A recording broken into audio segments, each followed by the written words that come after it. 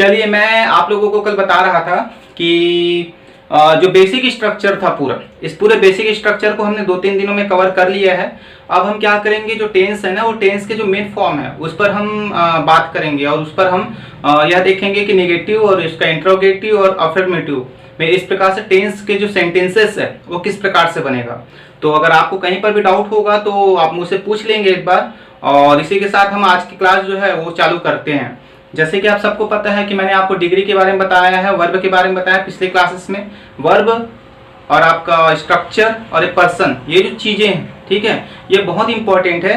अगर हम वर्ब के बेसिस पर अगर देखें तो अगर आपको ये अगर समझ में आ गया होगा तो आज की जो क्लास है और आने वाले 2-3 दिन की और क्लास है वो आपको बहुत ही अच्छा समझ में आएगा। तो चलिए ठीक है, आज की क्लास जो है हम आज चालू करते हैं। तो आज हम प्रमुख रूप से प्रेजेंट टेंस के बारे में पढ़ेंगे। प्रेजेंट टेंस पढ़ेंगे, और प्रेजेंट टेंस में हम क्या क्या पढ़ेंगे, हम प्रेजेंट टेंस में ना सेंटेंस को देखेंगे कि प्रेजेंट टेंस में सेंटेंसेस जो होती है, वाक्य जो होते हैं, वो सेंटेंस किस प्रकार से बनते हैं, इसके बारे में आज हम देखेंगे। तो सेंटेंसेस में हम क्या पढ़ेंगे, एक तो आपका अफर्मेटिव पढ़ेंगे,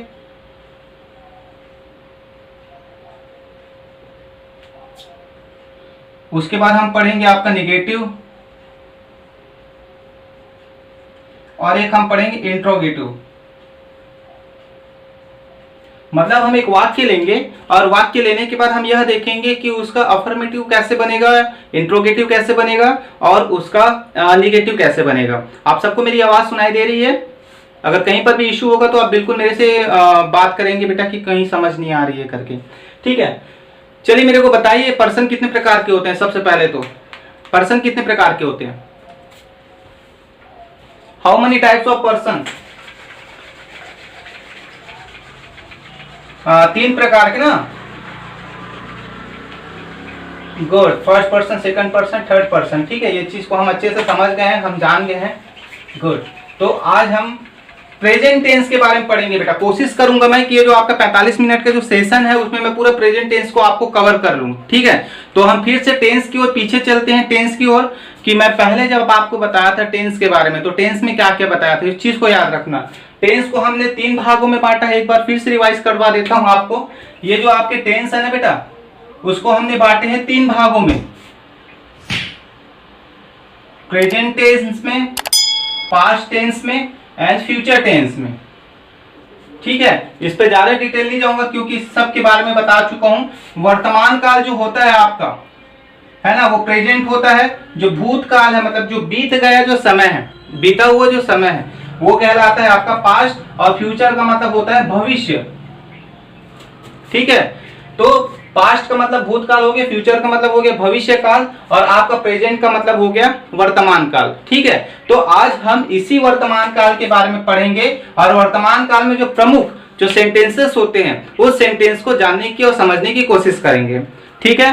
तो बाकी जो पास्ट टेंस है इसके बारे में मैं कल, पास्ट टेंस है इसके बारे में बेटा मैं कल बताऊंगा आपको, और फ्यूचर टेंस को मैं परसों आपको बताऊंगा, सैटरडे को। और इसके बाद भी अगर कुछ परेशानी अगर होती है ना तो उन परेशानी को हम मिलकर सॉल्व करेंगे नेक्स्ट मंडे या ट्यूसडे को, ठीक है। आप अपने जो माइक्स है ना बेटा, उस माइक को अनम्यूट कर लीजिए ताकि मुझे डिस्टरबेंस ना हो। किसी की माइक जो है वो चालू है, अगर आपको कुछ समझ नहीं आता है तो आप माइक को अनम्यूट करेंगे, और अनम्यूट करने के बाद आप मेरे से कोई बात करेंगे। किसी का माइक ऑन है बेटा? मैं यहां से जस्ट बंद करता हूं, देखिए किसका माइक ऑन है। चलिए ठीक है, गुड। तो आज हम पढ़ेंगे प्रेजेंट टेंस के बारे में।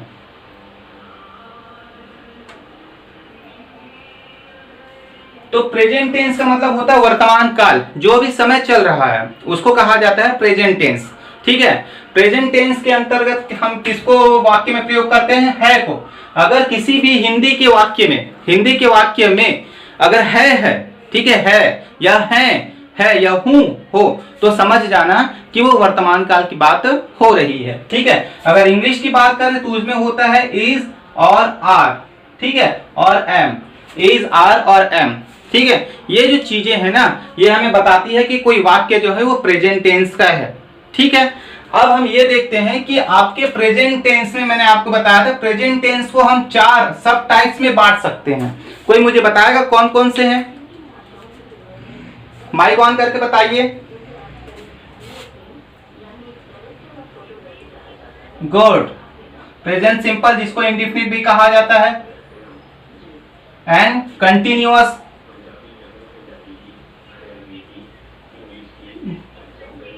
हाँ perfect, very good, perfect continuous. तो इस प्रकार से हमने प्रत्येक टेंस को, ना केवल आपके प्रेजेंट टेंस को, बल्कि जो तीनों टेंस है, फ्यूचर टेंस एंड जस्ट इसके बाद पास्ट टेंस, इसको भी हमने क्या है 4 भागों में बांट लिया है। तो सबसे पहले समझ जाइए कि आपका जो सिंपल इंडेफिनिट है उसकी हिंदी में पहचान क्या होगी। तो हिंदी में पहचान इसकी होती है ता, वाक्य के लास्ट में ता, ते और ती और है, वर्तमान काल है इसलिए है, ठीक है। कंटिन्यूअस की पहचान रहा, रहे और रही, चीज को याद रखना, और लास्ट में है। परफेक्ट का पहचान होता है चुका, चुके या चुकी, या इसकी मात्रा या ए की मात्रा और ई की मात्रा, मतलब गया, गई, गए, वह गया, ठीक है, वे गए, वे गई। तो ये भी पास्ट टेंस की पहचान है। और इसकी पहचान जो है ना बेटा, इसकी पहचान होती है, एक तो आपका कंटिन्यू है तो यहां पर रहा रहेगा, रहा है, रहे हैं, ठीक है, और रही है। प्लस सबसे बड़ी इसकी पहचान जो है वो पहचान होता है समय, ठीक है। कि देखो परफेक्ट कंटिन्यूअस को उस समय प्रयोग किया जाता है जब कोई काम रिसेंटली चालू हुआ रहता है और चालू होने के बाद वह उस समय के लिए खत्म हो जाती, मतलब जो काम चालू हुआ है वो काम क्या हो गया, खत्म हो गया, वो काम क्या हो गया, बंद हो गया, ठीक है। आई होप कि इतना आपको समझ में आ गया होगा कि प्रेजेंट, पास्ट एंड फ्यूचर 3 प्रकार के टेंस हैं और सभी टेंस के सब टाइप्स हैं, उप प्रकार हैं, ठीक है, जिसको सिंपल बोला जाता है, कंटिन्यूअस बोला जाता है, परफेक्ट बोला जाता है और परफेक्ट कंटिन्यूअस। सिंपल या इंडेफिनिट मतलब, इंडेफिनिट का मतलब अनिश्चित, काम तो चालू हुआ है लेकिन कब तक चलेगा ये नहीं पता, ठीक है, इसलिए अनिश्चित है। और एक साधारण सा कार्य, मतलब जो भी कार्य हमारे द्वारा होता है वो साधारण होता है, इसलिए उसको सिंपल कहा जाता है। कंटिन्यू का मतलब होता है काम जो है चालू हो चुका है, ठीक है, काम जो है किसी वक्त चालू हुआ है। और परफेक्ट की अगर बात करें तो परफेक्ट में होता है चुका चुके, मतलब जो कोई काम पूरी तरह से खत्म हो चुका होता है ना, वर्तमान में वो काम, भविष्य में वो काम चालू, भूतकाल में, पास्ट में वो काम चालू हुआ रहता है लेकिन वर्तमान में जब खत्म हो जाता है तो परफेक्ट की बात करते हैं। और परफेक्ट कंटिन्यूअस में क्या होता है, समय के साथ हम कार्य को आगे बढ़ाने की दिशा में बात करते हैं, ठीक है। अब ये अगर आपको समझ में आ गया होगा तो मैंने कल आप लोगों को सेंटेंस के बारे में बताया था, 3 प्रकार के प्रमुख सेंटेंस के बारे में पढ़ेंगे हम लोग। एक तो आपका हो गया अफर्मेटिव, हो गया स्वीकारात्मक जिसको बोला जाता है, दूसरा होता है नकारात्मक निगेटिव, और तीसरा होता है इंट्रोगेटिव, ठीक है। तो हम ये देखेंगे कि इन चारों सब टाइप्स में अफर्मेटिव, नेगेटिव और इंट्रोगेटिव किस प्रकार बनता है, कौन कौन से नियम और कौन कौन से वर्ड स्ट्रक्चर के आधार पर इसको बनाते हैं, ठीक है। तो मैं इसको मिटा देता हूं।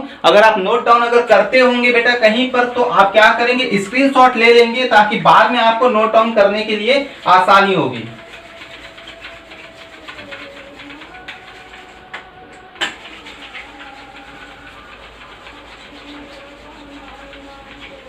तो आज का हमारा पूरा का पूरा जो पार्ट है या पूरा का पूरा जो क्लास है, वो पूरा क्लास जो है वो डिपेंड रहेगा आपके सेंटेंसेस के ऊपर कि हम सेंटेंस को किस प्रकार बनाएंगे। एक तो आपका अफर्मेटिव सेंटेंस हो गया, दूसरा हो गया आपका निगेटिव, उसके बाद आपका कौन सा हो गया, आपका इंट्रोगेटिव, ठीक है, इंट्रोगेटिव। तो अब सबसे पहले जो हम सिंपल में जो पढ़े ना बेटा, उस सिंपल में हम ये देखेंगे कि सिंपल प्रेजेंट टेंस में, ठीक है, सिंपल प्रेजेंट टेंस में अफर्मेटिव वाक्य कैसे बनेंगे, नकारात्मक कैसे बनेंगे और उसका प्रश्नवाचक या इंट्रोगेटिव कैसे बनेंगे, ठीक है। तो मैं इसको फिर से मिटाता हूं और आपको बताता हूं कि अगर प्रेजेंट टेंस में हम अफर्मेटिव अगर बनाए तो अफर्मेटिव का स्ट्रक्चर क्या होगा और अफर्मेटिव के अंतर्गत कौन कौन से वर्ड स्ट्रक्चर इसमें हम अप्लाई करेंगे। तो अफर्मेटिव में अगर मैं वर्ड स्ट्रक्चर की बात करूं, जैसे आप गणित पढ़ते हैं और गणित में आपका एक सूत्र होता है ना, तो उसी प्रकार से हम अंग्रेजी में वर्ड स्ट्रक्चर की बात करते हैं, ठीक है। तो वर्ड स्ट्रक्चर अफर्मेटिव किसमें, सिंपल में। सिंपल में इसका किस प्रकार से होगा, एक तो आपका सब्जेक्ट होगा, उसके बाद वर्ब का फर्स्ट पार्ट या वर्ब का फिफ्थ पार्ट प्लस ऑब्जेक्ट, ठीक है। वर्ब का फर्स्ट पार्ट मतलब क्या हुआ, वर्ब का पहला भाग, ठीक है। हेलो,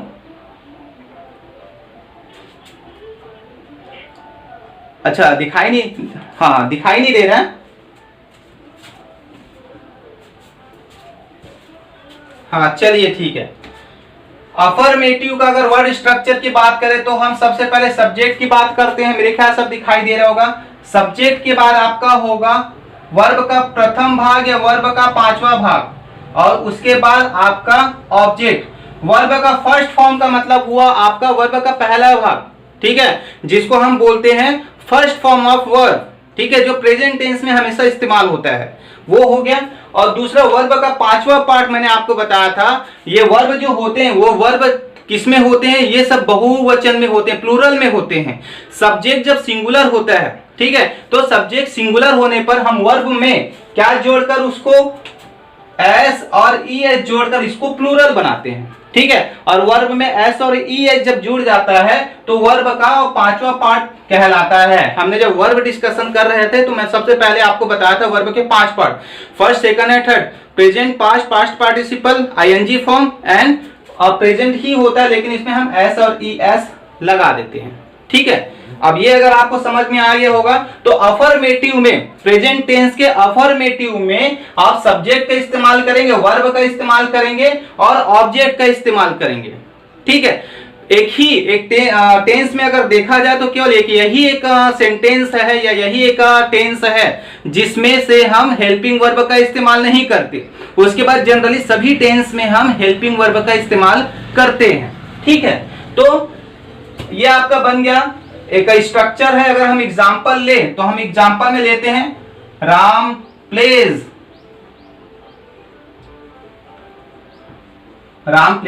हॉकी, ठीक है। साधारण वाक्य में अगर सिंपल प्रेजेंट में अगर हम कोई वाक्य बनाएंगे तो इस प्रकार होगा, Ram pledge hockey, Ram hockey खेलता है, ठीक है, राम प्लेज हॉकी। यहां पर मैंने एस का प्रयोग किया, जनरली होता नहीं है, लेकिन नियम के तहत अगर आपका वर्ब थर्ड पर्सन और अकेला है तो आपको एस का इस्तेमाल करना होगा। अगर आपका सब्जेक्ट सिंगुलर है तब आपको वर्ब में वर्ब को भी सिंगुलर बनाना पड़ेगा। सिंगुलर हम तभी बना सकते हैं जब हम उसमें एस जोड़े या ई एस जोड़े, ठीक है। अगर मैं यहीं पर बहुवचन की बात करता हूं, जैसे आई ड्रिंक मिल्क, अब यहां पर देखोगे ड्रिंक में ना एस नहीं जुड़ा हुआ है क्योंकि आई जो है उसको बहुवचन माना जाता है, ठीक है। तो आपको एग्जांपल यहां पर दिखाई दे रहा होगा कि हमने सब्जेक्ट क्या लिया, राम को सब्जेक्ट लिया, ये हमारा राम सब्जेक्ट हो गया, और ये जो प्लेस है वो आपका क्या हुआ, वर्ब का फिफ्थ पार्ट, और आपका हॉकी क्या हुआ, आपका हॉकी हो गया ऑब्जेक्ट।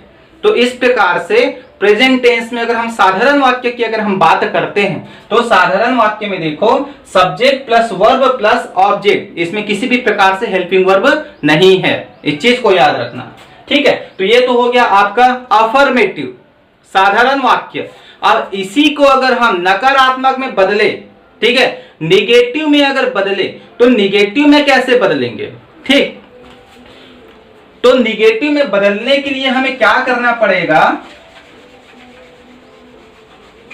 ये आपका जो वर्ड स्ट्रक्चर है, वर्ड स्ट्रक्चर तो ऐसे ही रहेगा, लेकिन जब आप इसको निगेटिव में बदलेंगे, ठीक है, तो निगेटिव में बदलने के पहले उसमें हेल्पिंग वर्ब लगाना पड़ेगा, सहायक क्रिया आपको लगानी पड़ेगी।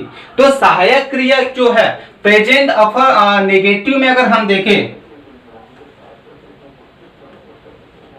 सिंपल नेगेटिव की अगर हम बात करें प्रेजेंट टेंस में, तो इसका हेल्पिंग वर्ब जो होगा वो होगा आपका डू और डज, डू और डज, ये आपका हेल्पिंग वर्ब कहलाएगा, ठीक है। Subject plus helping verb do और डज, उसके बाद आप क्या कर देंगे प्लस वर्ब, वर्ब का वही फॉर्म रहेगा फर्स्ट या फिफ्थ वाला, और उसके बाद क्या करेंगे आप लिख देंगे ऑब्जेक्ट। ठीक है, तो ये आपका वर्ड स्ट्रक्चर हो गया किसका, प्रेजेंट सिंपल टेंस में नेगेटिव बनाने का। अच्छा, यहां पर एक चीज मैं भूल रहा हूं, नेगेटिव बनाने के लिए हमेशा नो का प्रयोग किया जाता है। नेगेटिव बनाने के लिए हमेशा नो का प्रयोग किया जाता है, नॉट का प्रयोग किया जाता है और प्रयोग किया जाता है नेवर का। लेकिन टेंस में ज्यादातर हम नॉट का ही प्रयोग करते हैं, हम ज्यादातर नॉट का ही प्रयोग करते हैं। हाँ जी बोलिए, वीडियो क्लियर नहीं दिख रहा है? हाँ, वो थोड़ा सा कनेक्टिविटी बफरिंग की प्रॉब्लम होगी मैडम, क्योंकि यहाँ से इशू नहीं है, हम यहाँ से कोशिश कर रहे हैं सब सही हो करके। अब हो सकता है कभी कभार हो वैसा। तो मैं आपको बता रहा था जो नेगेटिव है, नेगेटिव में सब्जेक्ट रहेगा प्लस हेल्पिंग वर्ब, और हेल्पिंग वर्ब में रहेगा डू और डज। हेल्पिंग वर्ब में रहता है डू और डज प्लस नॉट, क्योंकि हम नकारात्मक वाक्य बना रहे हैं। और जब हम नॉट का प्रयोग करेंगे तो हमेशा याद रखना, हम जितने भी टेंस के पार्ट पढ़ेंगे, अफर्मेटिव, इंट्रोगेटिव और नेगेटिव, उसमें नॉट को हमेशा हम तीसरे नंबर पर ही रखेंगे। इस चीज को याद रखिए, तीसरे नंबर पर ही हम रखते हैं। नो जो होता है नकारात्मक में, वाक्य के पहले नो का प्रयोग किया जाता है, सेंटेंस के पहले, लेकिन वो अदर चीजों में। टेंस की अगर हम बात करते हैं तो टेंस में नॉट हमेशा थर्ड में आता है। तो इस प्रकार से अगर हम देखें तो आपका सिंपल प्रेजेंट में नेगेटिव के लिए वर्ड स्ट्रक्चर क्या हो जाएगा, सब्जेक्ट प्लस डू और does plus not plus verb plus object. यहां पर डू और डज को थोड़ा सा आप याद रखना, डू का प्रयोग हमेशा बहुवचन के रूप में किया जाएगा, डू का प्रयोग हमेशा बहुवचन के रूप में होता है, और डज का प्रयोग होता है एक वचन के लिए, सिंगुलर नाउन के लिए। ठीक है, तो डू की अगर हम बात करें तो डू जो है वो होता है प्लूरल के लिए, प्लूरल। ठीक है, और प्लूरल के अंतर्गत कौन कौन आते हैं, बहुवचन के अंतर्गत कौन कौन आते हैं, सबसे पहले आई आएगा, वी आएगा, ठीक है, आपका दे आएगा, गुड, और आपका आएगा दे के बाद एक और आता है यू। ठीक है, ये सब प्लूरल कहलाते हैं। तो प्लूरल के लिए डू का प्रयोग किया जाएगा, और सिंगुलर जितने भी बच गए हैं जिस केवल एक वचन में होता है उसके लिए प्रयोग होता है डज का प्रयोग होता है, डज। ठीक है, डज का प्रयोग होता है आपके ही के लिए, शी के लिए, किसी नेम के लिए, इट के लिए, या तो होता है आपके कोई रिलेशन के लिए। ठीक है, तो डू और डज को याद रखना। सब्जेक्ट जब एक वचन होगा तब हम डज का प्रयोग करेंगे, और सब्जेक्ट जब बहुवचन होंगे, बहुत सारे लोग होंगे, तब यहां पर हम प्रयोग करेंगे डू का। तो ये वर्ड स्ट्रक्चर आपका हो गया। अब इसके हिसाब से हम एक उदाहरण लेके चलते हैं, नेगेटिव में उदाहरण लेके चलते हैं। जैसे अगर मैं उदाहरण अगर लेके चलूं, आई है, इसके लिए डू का प्रयोग करेंगे, I do not speak English, I do not speak English, एक उदाहरण हो गया। They do not go to school, एक और उदाहरण लेके चलते हैं। ही डज नॉट, हाँ ठीक है, complete their work, she does not writes a letter.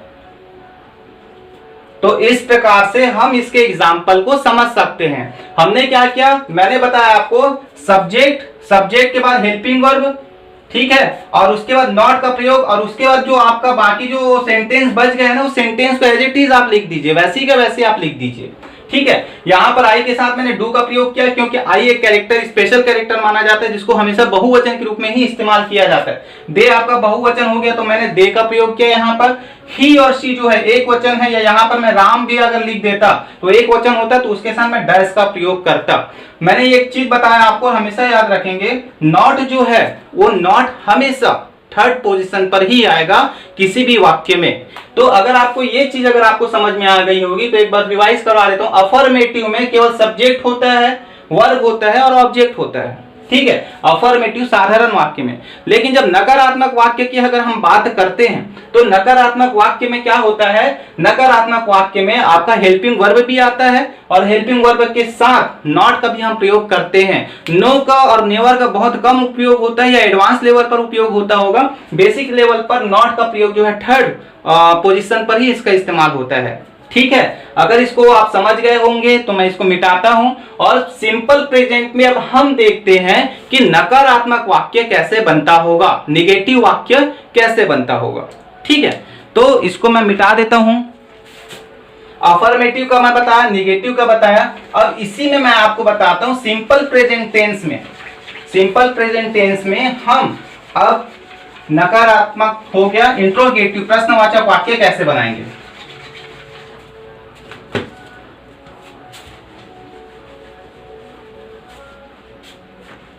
तो इसके लिए स्ट्रक्चर देखिए क्या है। आपका हेल्पिंग वर्ब जो था डू और डज, ठीक है, इसके बाद आप लिखोगे सब्जेक्ट, उसके बाद लिखोगे आपका वर्ब, उसके बाद लिखोगे आप ऑब्जेक्ट और लास्ट में आप लिख देंगे क्वेश्चन मार्क। ठीक है, आपका ये जो हेल्पिंग वर्ब है, हेल्पिंग वर्ब सबसे पहले आप याद रखेंगे सब्जेक्ट में हेल्पिंग वर्ब, सब्जेक्ट के पहले हेल्पिंग वर्ब जो है वो इंट्रोगेटिव की पहचान होती है, हमेशा याद रखना। ठीक है, हमेशा याद रखिएगा इस चीज को। तो ये आपका वर्ड स्ट्रक्चर हो गया जहां पर हमने हेल्पिंग वर्ब रखा, हेल्पिंग वर्ब में डू और डज। ठीक है, वही सेंटेंस के हिसाब से या आपके पर्सन के हिसाब से सिंगुलर टू प्लूरल सब्जेक्ट के आधार पर, फिर सब्जेक्ट, फिर वर्ब और उसके बाद ऑब्जेक्ट। ठीक है, तो इसको हम कैसे लिख सकते हैं, जैसे कि पिछला उदाहरण हम लेके चलते हैं, do Ram, sorry, does Ram write a letter, do I eat a mango. और लेके चलते हैं, do she done their work. ठीक है, और इसी प्रकार से और आप सोच सकते हैं, मतलब मेरे का ये कहने का मतलब है जो हमने नकारात्मक जिसको बनाए थे ना, जिसको नकारात्मक जिसको बनाए थे, उस नकारात्मक में क्या करेंगे, आपका जो पहले हेल्पिंग वर्ब जो होता था, सब्जेक्ट के बाद जो हेल्पिंग वर्ब होता था, उसी हेल्पिंग वर्ब को आपको सामने रख देनी है। उसके बाद आपका नकारात्मक से इंट्रोगेटिव ऑटोमेटिक बन जाएगा। ठीक है, आपका जो हेल्पिंग वर्ब है उस हेल्पिंग वर्ब को बस आपको सामने रखना है और उसके बाद एज इट इज जैसे आपका वाक्य है उस वाक्य को आगे बढ़ा देना है, आपका नकारात्मक वाक्य बन जाएगा। ठीक है, तो एक और उदाहरण हम ले सकते हैं, जैसे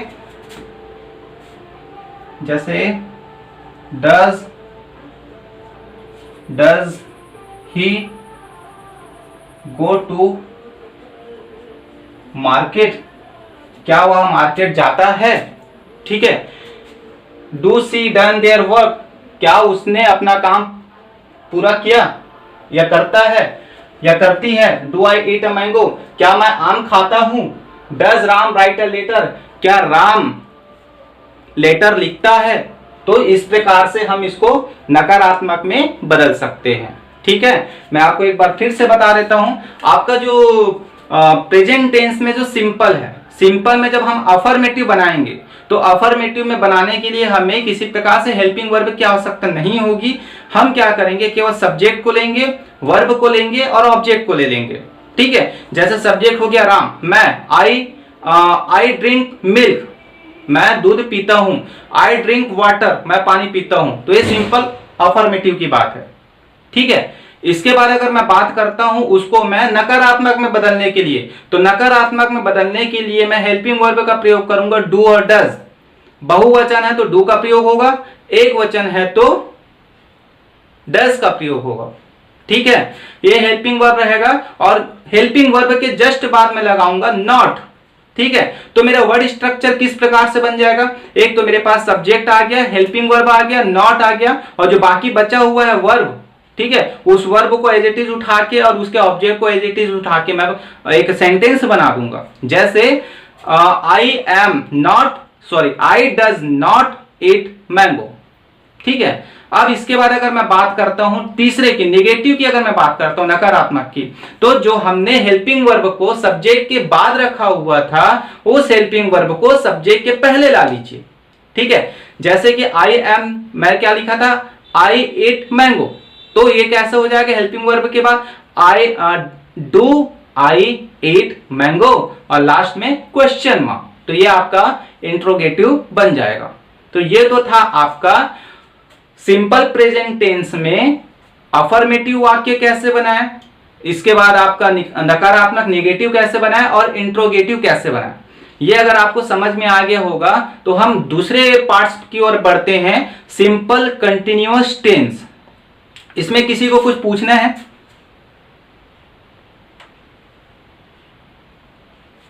शायद नहीं, तो हम आगे बढ़ते हैं।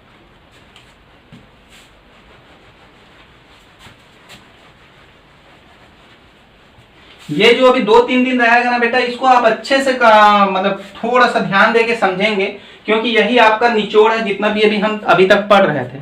ठीक है अब इसके बाद हम पढ़ते हैं कंटिन्यूअस, प्रेजेंट कंटिन्यूअस की। तो कंटिन्यूअस हम जब पढ़ेंगे तो कंटिन्यूअस की पहचान क्या होती है? कंटिन्यूअस की पहचान होती है वाक्य के अंत में रहा। अब प्रेजेंट की अगर मैं बात करूं तो रहा है, रहे हैं और रही। ठीक है, रहा है, रहे हैं और रही है। तो हिंदी में देखें तो रहा, रहे और रही, लास्ट में प्रेजेंट टेंस है इसलिए है। और अंग्रेजी की अगर मैं बात करूं तो अंग्रेजी के वाक्य में ING जो है वो उसमें आपको दिखाई देगा। ठीक है, अंग्रेजी का वाक्य ING जो है वो उसमें दिखाई देगा। ठीक है, अब अगर कंटिन्यू की अगर मैं बात करूं, कंटिन्यू में अगर एक सेंटेंस अगर लेके चलूं अफर्मेटिव बनाने के लिए, ठीक है, सकारात्मक वाक्य बनाने के लिए, तो उसके लिए वर्ड स्ट्रक्चर क्या होगा? तो उसके लिए वर्ड स्ट्रक्चर होगा आपका सब्जेक्ट, सब्जेक्ट के बाद helping verb, good, helping verb में इज, एम और आर। ठीक है, हेल्पिंग वर्ब में इज, गुड, और इसमें वर्ब का फर्स्ट फॉर्म तो रहेगा ही रहेगा, लेकिन हम इसमें क्या डालेंगे? ING। ठीक है, इसमें हम डालेंगे ING और इसके बाद आपका ऑब्जेक्ट। ठीक है, ये हमारा सकारात्मक वाक्य, अफर्मेटिव वाक्य का एक वर्ड स्ट्रक्चर है। ठीक है, अब यहां पर हमें देखना है इज आर का प्रयोग कहां पर करेंगे। तो जो भी आपका सिंगुलर नाउन होगा, एक वचन वाला होगा, वहां पर इज का प्रयोग करेंगे, बहुवचन के सामने हम आर का प्रयोग करेंगे, और एम जो है वो हमेशा आई के साथ ही आएगा, इसलिए एम का तो कोई परेशानी है ही नहीं है। ठीक है, आई के साथ हम हमेशा एम का प्रयोग करेंगे, और जो फर्स्ट पर्सन है जो सिंगुलर पर्सन होते हैं, सिंगुलर जो नंबर्स होते हैं सिंगुलर, तो उसके साथ इसका प्रयोग, और बहुवचन के साथ आप आर का प्रयोग करेंगे। ठीक है, ये वर्ड स्ट्रक्चर हो गया। चलिए इसमें हम एक शब्द लिख के देखते हैं, एक वाक्य लिख के देखते हैं। ठीक है, अगर मैं वाक्य लिखूं I am reading the book, एक वाक्य हो गया। दे आर प्लेइंग हॉकी, ये वाक्य हो गया। सी इज मेकिंग टी, किसी ने कहा आई एम,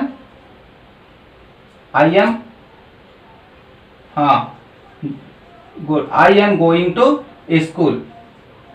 तो इस प्रकार से हम देखते हैं ये आपका सब्जेक्ट निकल गया, ये आपका हेल्पिंग वर्ब निकल गया, ये आपका रीड जो है ये आपका क्या हो गया? वर्ब हो गया, उसमें हमने ING लगा दिया, रीडिंग हो गया, और ये आपका हो गया ऑब्जेक्ट।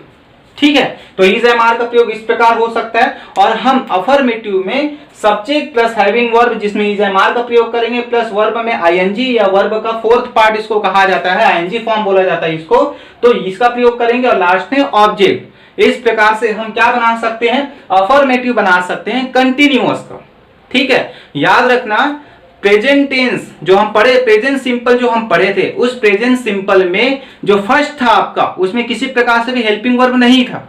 ठीक है, लेकिन अगर हम कंटिन्यूअस की बात करते हैं, उसमें अफर्मेटिव बनाते हैं, तो उसमें आपको हेल्पिंग वर्ब देखने को मिलता है। जबकि उसमें हमें नकारात्मक वाक्य जब बनाया तो डज और डिड, डू और डज नामक हेल्पिंग वर्ब मिला हुआ था। ठीक है, तो इसमें helping verb is am are है, इस चीज को याद रखिए, इज एम आर को।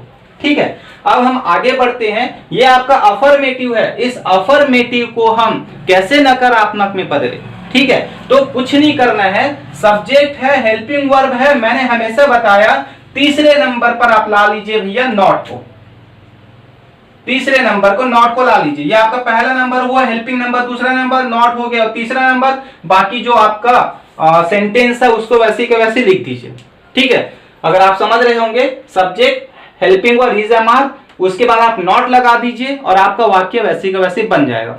इसी में अगर मैं आपको बताऊं I am reading the book, इसको अगर मुझे नकारात्मक में बदलना होगा तो नकारात्मक में मैं कैसे बदलूंगा, आई एम तीसरे नंबर पे हमेशा not, I am not reading the book, they are not playing hockey, she is not making tea, I am not going to school.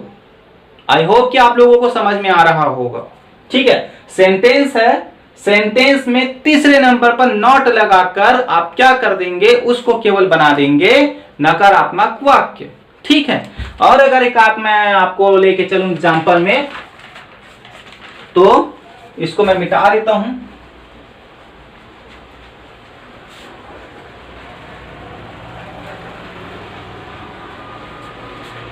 और इसको मिटाने के बाद मैं इसका नकारात्मक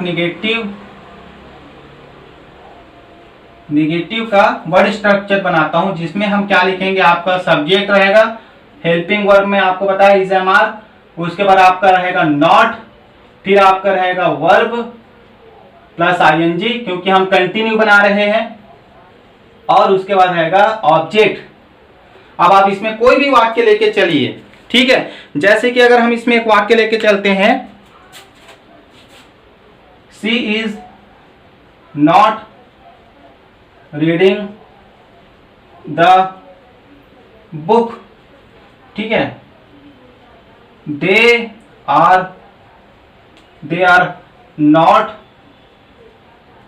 going to school, I am not drinking milk.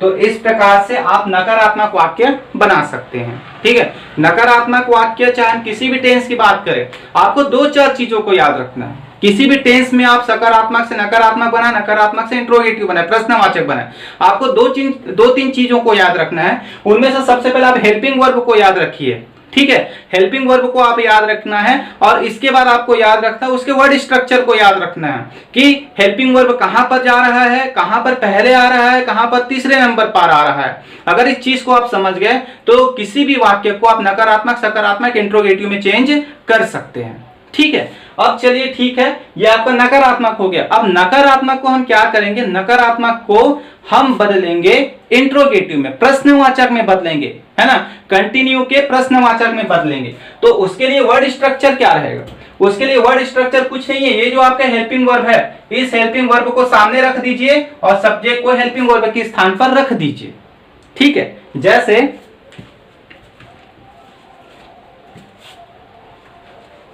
Example आप सोच के रखना है ना, आप बोलते जाएंगे, उसी एग्जाम्पल को लिखेंगे तो आपको भी थोड़ा सा लगेगा कि हम समझ रहे हैं।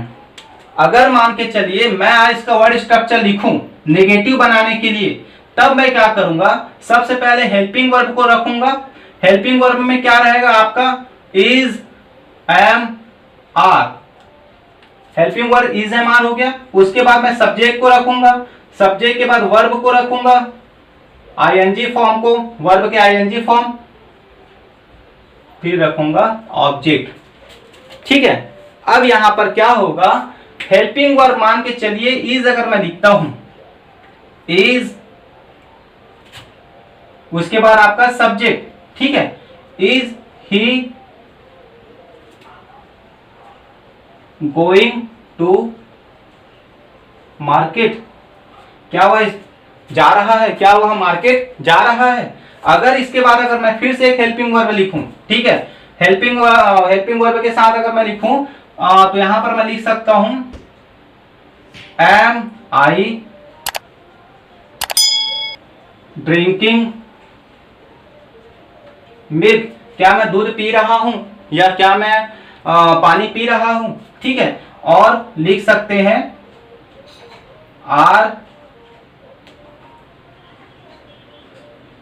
आर यू रेडी, रेडी इज तैयार होना, हाँ रीडिंग बोल सकते हैं, are you reading the book, ये हो सकता है, ठीक है।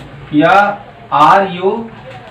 आर दे बहुवचन के लिए आर दे प्लेइंग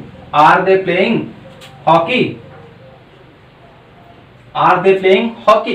तो इस प्रकार से हम क्या कर सकते हैं, बहुवचन में उसको हम इंट्रोगेटिव में चेंज कर सकते हैं। ये आपका जो हेल्पिंग वर्ब है वो हेल्पिंग वर्ब हमेशा याद रखना सब्जेक्ट के साथ चेंज हो जाती है, ठीक है, बहुवचन के साथ और एक वचन के साथ। तो ये आपका हो गया कंटिन्यूअस, ठीक है, कंटिन्यूअस हो गया और आपका प्रेजेंट सिंपल हो गया। अगर आपको समझ में आ गया होगा तो हम थर्ड की ओर आगे बढ़ेंगे, और अगर आपको नहीं समझ आया तो आप पूछ सकते हैं। अफर्मेटिव का वाक्य अगर आपको एक बार बनाने आ गया तो उसको आप आसानी से नेगेटिव बना सकते हैं, आसानी से इंट्रोगेटिव बना सकते हैं, और आसानी से उसको क्या कर सकते हैं, इंट्रोगेटिव प्लस नेगेटिव बना सकते हैं। जैसे कि अभी लास्ट में हमने पढ़ा क्या पढ़ा था कि आर दे प्लेइंग हॉकी, ठीक है, ये आपका इंट्रोगेटिव का था। अगर उसी को इंट्रोगेटिव नेगेटिव में बदलेंगे तो आपको तीसरे नंबर पर जो आपका नॉट वाला जो पोर्शन था नकारात्मक वाक्य उसको लगा देना है, ठीक है। Are they not playing the hockey, तो इसको बोला जाता है इंट्रोगेटिव नेगेटिव। ये चौथा सेंटेंस कहलाता है, लेकिन जनरली ये ज्यादातर यूज नहीं होता।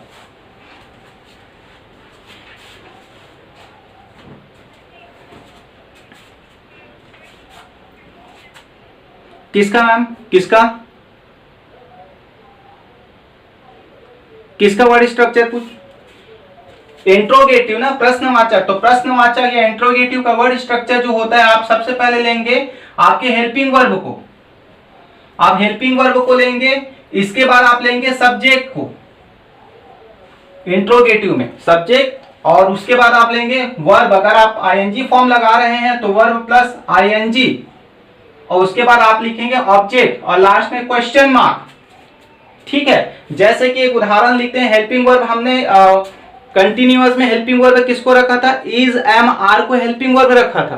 तो इज एम आर को ही लेके चलते हैं, इसमें अगर मान लेके चलते हैं आर, इज एम आर, अब आर तो बहुवचन के लिए प्रयोग होगा, ठीक है। तो आर यू सब्जेक्ट हो गया। वर्ब में हम लेके चलते हैं कि मेकिंग मतलब बनाना, आर यू मेकिंग। ऑब्जेक्ट में क्या बना रहा है, चलिए हम लेके चलते हैं, ऑब्जेक्ट में वो टी बना रहा है, मतलब चाय बना रहा है, are you making tea, last में क्वेश्चन मार्क, ठीक है। अगर आई एम प्लेइंग हॉकी, अगर ऐसे एक वाक्य आई एम प्ले हॉकी, तो आई को आप सामने रख लीजिए, ठीक है। आई के बाद जो हेल्पिंग वर्ब होता है एम को, तो आप क्या करेंगे यहां पर am I playing hockey, last में क्वेश्चन मार्क, ये बन गया। और मैं आपको एक चीज और बता रहा था, इसी इंट्रोगेटिव को इंट्रोगेटिव नेगेटिव में अगर आपको चेंज करना है, प्रश्नवाचक नकारात्मक में इसको अगर आपको चेंज करना है, तब आप तीसरे नंबर पर यहां पर नॉट का प्रयोग कर सकते हैं। जैसे एम आई नॉट प्लेइंग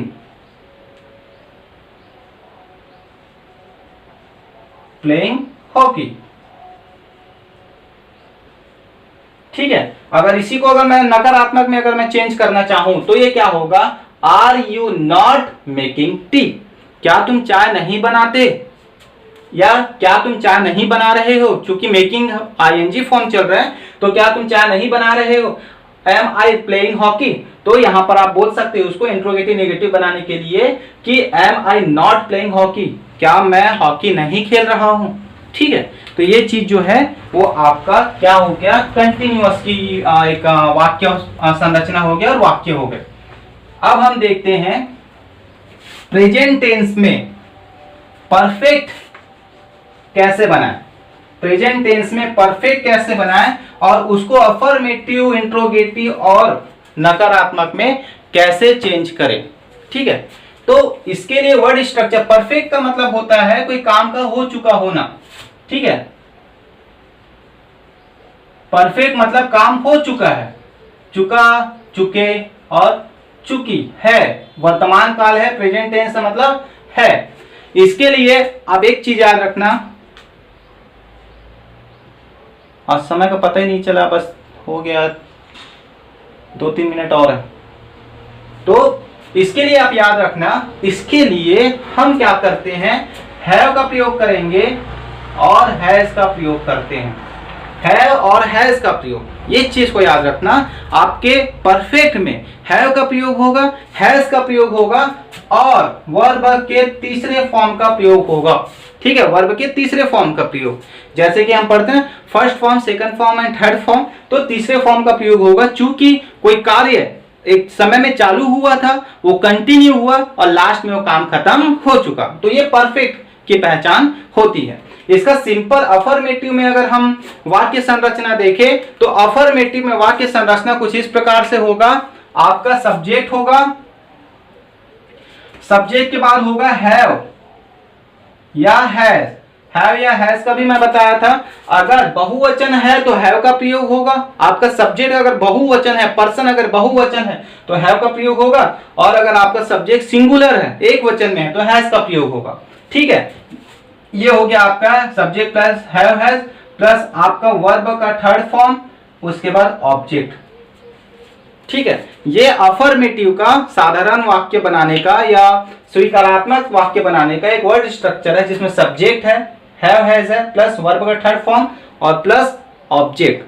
ठीक, इसको हम सेंटेंस में बनाने की कोशिश करते हैं, तो सब्जेक्ट हम ले लेते हैं, यू को सब्जेक्ट लेते हैं, और चूंकि यू जो है वो बहुवचन भी हो सकता है और एक वचन भी हो सकता है, लेकिन बहुवचन मानते हैं इसको, तो हम इसको लेते हैं यू हैव वर्ब का थर्ड फॉर्म, तो हम यहां पर लिखते हैं finished, finished, you have finished your homework. बस तुमने अपना होमवर्क पूरा कर लिया या कर चुका। ठीक है, यहां पर एक और लेके चलते हैं, जैसे he has drunk, he has drunk milk, उसने दूध, वो दूध पी चुका है। ठीक है, वो दूध पी चुका है, ही हैज ड्रंक मिल्क। अगर आई के साथ अगर मैं लिखूं तो I have gone, I have gone to school, या आई हैव रीच्ड स्कूल, मैं स्कूल पहुंच चुका हूं। ठीक है, उसने अपना काम कर लिया है, और ही हैज ड्रंक मिल्क, उसने वो दूध पी चुका है। तो इस प्रकार से जहां चुका चुके वाली बात आती है वो होता है आपका perfect tense, present perfect tense. चूंकि मेरे पास अब समय केवल 1 मिनट का है, इसलिए इसका जो नकारात्मक वाक्य है और इंट्रोगेटिव वाक्य है, इसको मैं आपको बताऊंगा कल। ठीक है, इसके बाद आपका परफेक्ट कंटिन्यूअस और बचेगा एक, और परफेक्ट कंटिन्यूअस के बाद फिर से हम क्या चालू करेंगे, इसके बाद पास्ट का चालू करेंगे, past simple, past continuous, past perfect and past perfect continuous. आप कोशिश करना इसके आधार पर, है ना, इसके आधार पर आप नकारात्मक बना सके, और इसी के आधार पर आप क्या बना सके, इंट्रोगेटिव बना सके। ठीक है, तो आज जो मैं आपको बताया हूं शायद आपको समझ में आया होगा। अगर नहीं समझ में आया तो उसको भी कमेंट करेंगे या आपको बताएंगे आप मेरे को। उसके बाद हो सके तो मंडे ट्यूसडे के बाद से हम एक बार फिर से रिवीजन टाइप का ब्रीफ इसको लेके चलेंगे।